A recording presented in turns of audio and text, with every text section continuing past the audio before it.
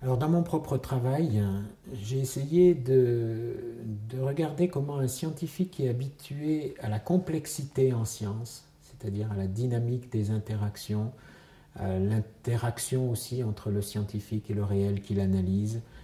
Bref, le scientifique fait partie de la nature qu'il analyse et c'est ça qui fait aussi la complexité, c'est ça qui fait qu'il ne peut pas en avoir le dernier mot, c'est ça aussi qui fait que le fond des choses lui échappe. Bon, cette posture du scientifique moderne qui pense le monde plus par relation que comme un en soi, est-ce qu'on a déjà pensé comme ça en théologie?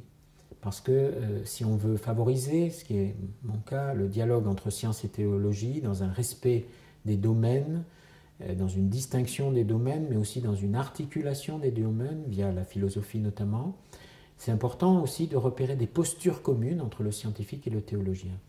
Et en effet, dans ma propre recherche, aidée par beaucoup d'autres d'ailleurs, je pu tomber sur des traditions où on pense comme ça, en effet, en théologie, ce qu'on appelle les grandes traditions de la théologie apophatique. Et Denis l'Aréopagite, par exemple, 5e siècle, en est déjà une illustration extrêmement forte. Hein. Et alors, Nicolas de Cuse, au 15e siècle, pour moi, le bouquet de cette posture-là, il a notamment un ouvrage qui s'appelle La docte ignorance. Voilà, évidemment, un titre paradoxal, extrêmement intéressant.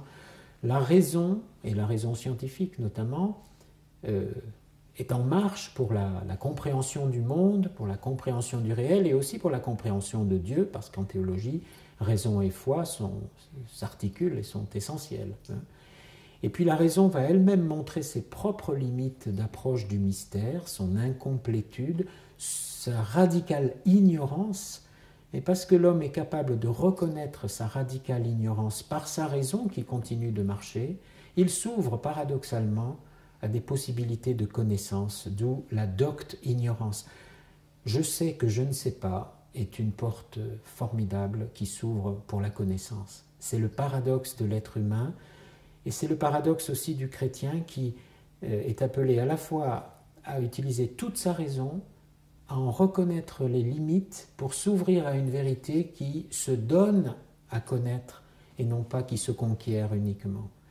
Et il y a dans cette alliance entre Dieu et l'homme, entre la raison, l'intellect, comme dit Nicolas de Cuse, de l'homme, et l'alliance avec Dieu, tout un chemin de relation. Quelque part, c'est dans la reconnaissance de la pauvreté de mon ignorance, mais je peux reconnaître la pauvreté de mon ignorance parce que j'ai déjà beaucoup travaillé pour essayer de comprendre. Ce n'est pas une défaite de la raison, au contraire, ça va être une victoire. Mais la victoire de la raison, ce n'est pas que la raison ait le dernier mot, c'est qu'elle reconnaît que ce dernier mot se donne, se reçoit, et se reçoit avec une force d'autant plus grande qu'il est bien au-delà de tout ce qu'on avait pensé.